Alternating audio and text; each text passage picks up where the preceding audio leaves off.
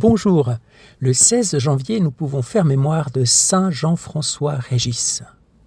Saint Jean-François Régis naquit le 31 janvier 1597 à Fontcouverte, dans l'ancien Languedoc, entre Narbonne et Carcassonne.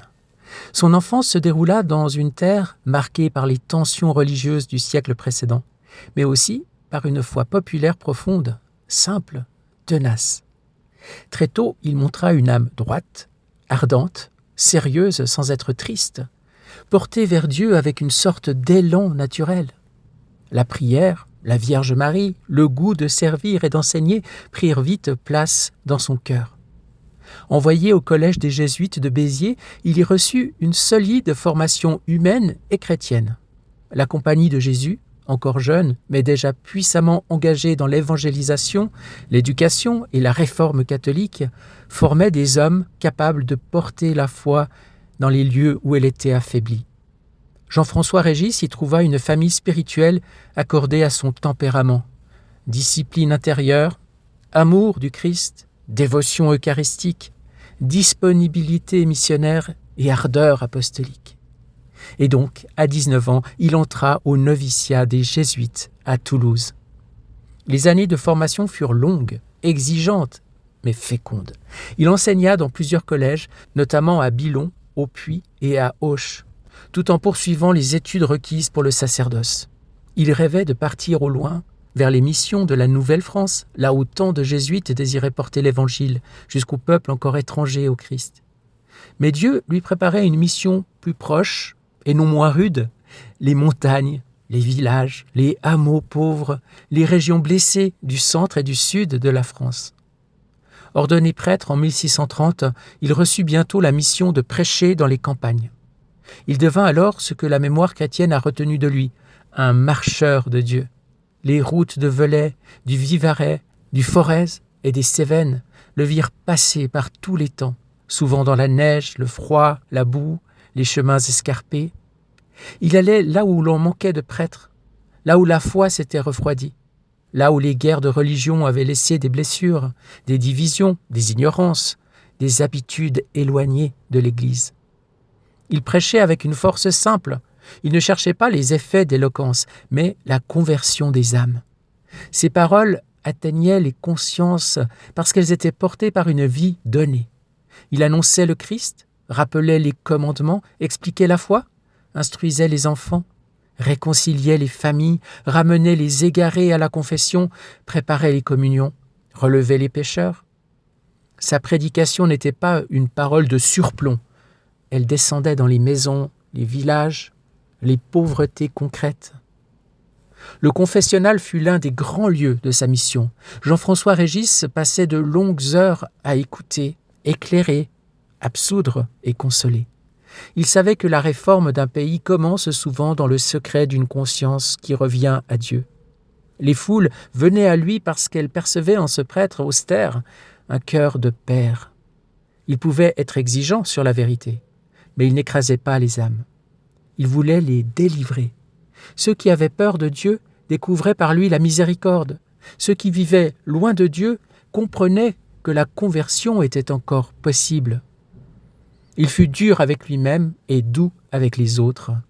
Sa pénitence était réelle.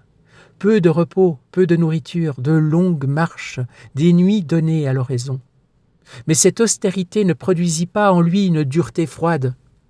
Plus il se livrait à Dieu, et plus il devenait disponible aux pauvres. Au Puy, on l'appela le père des pauvres. Il visitait les hôpitaux, les prisons, les taudis, les familles sans ressources. Il organisait des secours, cherchait du pain, des vêtements, des couvertures, des remèdes. Il ne se contentait pas de prêcher la charité, mais il la rendait visible. Son zèle prit aussi la forme d'une charité sociale très concrète. Il se soucia des femmes pauvres exposées à la misère et au péché, chercha pour elles des lieux de refuge, des protections, des possibilités de travail honnête. Il s'intéressa particulièrement aux dentellières du Puy, dont l'activité faisait vivre de nombreuses familles modestes. Lorsque leur métier fut menacé, il les défendit avec une énergie pastorale qui lui valut une durable reconnaissance. Ce n'était pas chez lui une action séparée de l'Évangile. Sauver une âme, c'était aussi empêcher qu'une pauvreté sans issue ne la pousse au désespoir. Ainsi, sa mission tenait ensemble ce que l'on sépare trop facilement, la doctrine et la miséricorde, la confession et le pain, la prédication et le soin des pauvres, la conversion personnelle et le relèvement social. Il savait que le Christ veut tout l'homme. Il ne réduisait pas la foi à une morale extérieure, mais il ne la dissolvait pas non plus dans une compassion vague. Il annonçait un sauveur qui pardonne, qui relève, nourrit, éclaire, qui purifie et qui appelle à une vie nouvelle. Au cœur de son zèle, il y avait l'Eucharistie. C'est là que sa vie puisait sa force. Il aimait la messe avec ferveur, passait de longues heures en prière et revenait sans cesse à cette présence du Christ qui soutient les ouvriers de l'Évangile. Ces journées débordantes naissaient de ces nuits devant Dieu.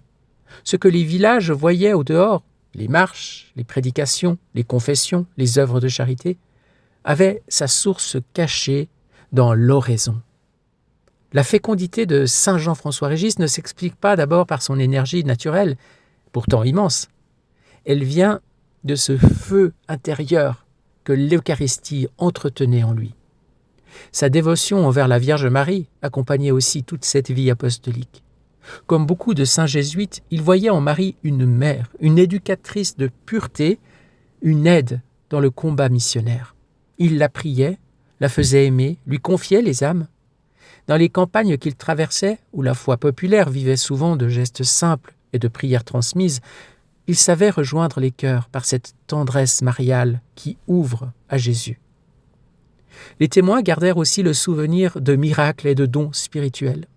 Autour de lui, des conversions soudaines, des guérisons, des lumières intérieures, des grâces de réconciliation accompagnaient son passage. Ces signes ne faisaient que confirmer ce que les pauvres savaient déjà. Dieu visitait son peuple par ce prêtre qui n'avait plus de vie à lui. Jean-François Régis ne recherchait pas l'extraordinaire, il cherchait les âmes. Mais lorsque la charité est portée à ce degré d'oubli de soi, il arrive que le ciel laisse paraître quelque chose de sa proximité. Les régions où il prêchait étaient difficiles. Les hivers du Vivarais et du Velay sont rudes. Les chemins isolés, les populations parfois méfiantes ou éloignées. Lui avançait quand même. Il allait, surtout en hiver, lorsque les paysans libérés des grands travaux des champs pouvaient se rassembler pour entendre la parole de Dieu. Il entrait dans les villages comme un père qui cherche ses enfants. Il ne se ménageait pas. Ce don total devait le consumer rapidement. À la fin de l'année 1640, il se rendit à la Louvesque, dans le Vivarais, malgré le froid et la neige. Il arriva épuisé, mais continua sa mission. Il prêcha, confessa, visita, réconcilia. Dans l'église glaciale et les maisons pauvres, il dépensa les dernières forces de son corps. La maladie le saisit et il comprit que son heure venait. Le 31 décembre 1640, âgé de 43 ans, il remit son âme à Dieu. La tradition a gardé sa dernière parole empruntée au Christ expirant. « Seigneur, je remets mon âme entre tes mains. » Il avait tant donné, ses pas, sa voix, ses nuits, son souffle, qu'il ne lui restait plus qu'à donner sa mort. Ce fut l'achèvement naturel d'une vie consumée par la mission. La dévotion populaire commença aussitôt. Les habitants de la Louvesque, craignant qu'on ne leur enlève le corps du saint missionnaire, le gardèrent avec une ferveur jalouse. Son tombeau devint rapidement un lieu de prière, de pèlerinage, de grâce. Des foules vinrent demander son intercession.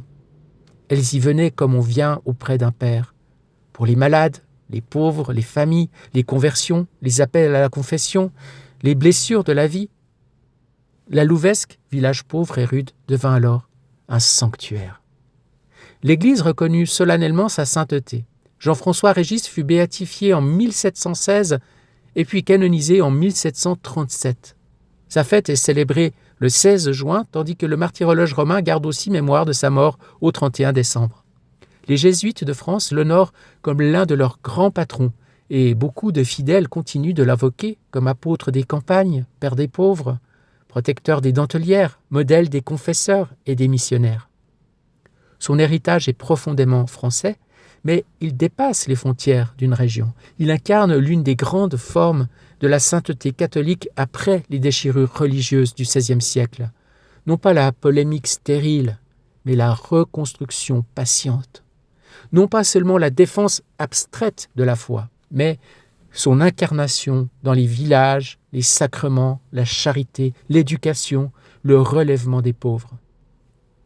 Il a recousu, âme après âme, ce que la violence des temps avait déchiré. Saint Jean-François Régis nous apprend que l'apôtre véritable ne choisit pas toujours les horizons dont il rêve. Il voulait partir au loin. Dieu lui donna les montagnes françaises. Il désirait peut-être l'héroïsme des grandes missions lointaines. Il reçut l'héroïsme quotidien des chemins boueux, des confessionnaux glacés, des pauvres à nourrir, des pêcheurs à relever. Et parce qu'il accepta cette mission-là, sans regret et sans réserve, elle devint immense. Il nous apprend aussi que le zèle apostolique ne vaut que s'il naît de l'amour. On peut marcher beaucoup sans porter Dieu. On peut parler beaucoup sans toucher les âmes. Lui marchait parce qu'il aimait. Il prêchait parce qu'il avait prié. Il confessait parce qu'il savait ce que coûte une âme. Il servait les pauvres parce qu'il reconnaissait en eux le Christ. Sa vie entière semble commenter cette vérité simple.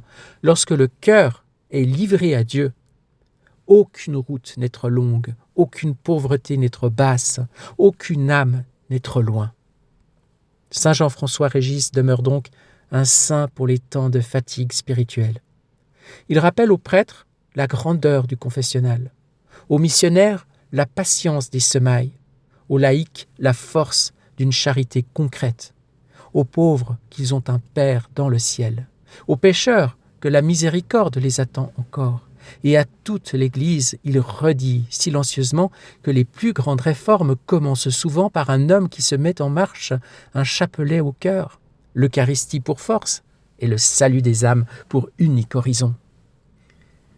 Oui, chez Saint Jean-François Régis, l'amour de Dieu ne reste jamais enfermé dans le cœur. Il passe dans les pieds qui marchaient sur les chemins du Velay, dans la voix qui prêche, dans l'oreille qui écoute au confessionnal, dans les mains qui secourent les pauvres, dans les nuits données à la prière. Toute sa personne semble peu à peu prise par le Christ, jusqu'à être consumée dans la mission.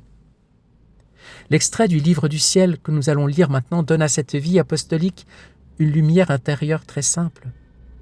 Aimer Dieu jusqu'à ce que la volonté, l'intelligence, la mémoire, la langue, les sens, le travail et les pas ne cherchent plus que lui. Après Saint Jean-François Régis, on peut entendre cette parole comme le secret d'un vrai missionnaire. Il touche les âmes parce qu'il est d'abord devenu lui-même tout lieu, toute voix, tout mouvement pour l'amour. Nous sommes au tome 11 du Livre du ciel à la date du 9 mai 1912 et Louisa écrit « Ce matin, me trouvant dans mon état habituel, je pensais à la manière d'être consumé dans l'amour. Mon Jésus béni vint et me dit « Ma fille, si la volonté ne veut que moi, si l'intelligence ne s'intéresse qu'à me connaître, si la mémoire ne se remémore que moi, voilà la manière d'être consumé dans l'amour par les trois facultés de l'âme. Même chose pour les sens. Si une personne ne parle que de moi, ne prête l'oreille qu'à ce qui me concerne, ne se réjouit que de mes choses, ne travaille et ne marche que pour moi, si son cœur n'aime que moi, ne désire que moi, voilà la consommation dans l'amour par les sens. Ma fille, l'amour est un doux enchantement qui rend l'âme aveugle pour tout ce qui n'est pas amour et tout yeux pour tout ce qui est amour. Pour celui qui aime, si ce que sa volonté rencontre est amour, elle devient tout yeux. Si ce que sa volonté rencontre n'est pas amour, elle devient aveugle, stupide, et elle ne comprend rien. Même chose pour la langue. Si elle doit parler de l'amour, elle sent beaucoup de lumière en ses paroles, et elle devient éloquente. Sinon, elle se met à bégayer et devient muette. Et ainsi de suite, conclut notre Seigneur. Sois béni, Seigneur. Oui, c'est quasiment un commentaire du commandement de Dieu. Aime ton Dieu de tout ton cœur, de toute ton âme, de toute ta force. de tout ton esprit. Oui, il faut vraiment que l'amour de Dieu soit partout en nous, dans notre intelligence, dans notre volonté, dans notre mémoire et dans tous nos sens, dans tout ce que nous faisons. L'amour. Les grands saints, c'est ce qu'ils ont vécu, comme Saint Jean-François Régis, bien sûr. Et c'est ces dispositions-là, quand vraiment nous demandons la grâce d'être tout amour et d'être tout donné à l'amour, qu'aujourd'hui, avec le don de la divine volonté, nous allons pouvoir croître dans cette vie divine, laisser le Seigneur vivre en nous et diviniser tous nos actes. Ce n'était pas le cas encore à l'époque de Saint Jean-François Régis, mais le processus est semblable. Simplement, il y a un palier de plus aujourd'hui qui est l'entrée dans la vie divine, de la divine volonté par le don de la vie dans la divine volonté. Ce retour à l'origine de ce qu'avait Adam avant la chute. Aujourd'hui, ça nous est rendu dans la grande providence du Seigneur, qui est maître de l'histoire et de ses dons. Mais le processus est le même qu'à l'époque de Saint Jean-François Régis. Nous laisser entièrement envahir par l'amour de Dieu. Entrer dans ce mouvement d'amour.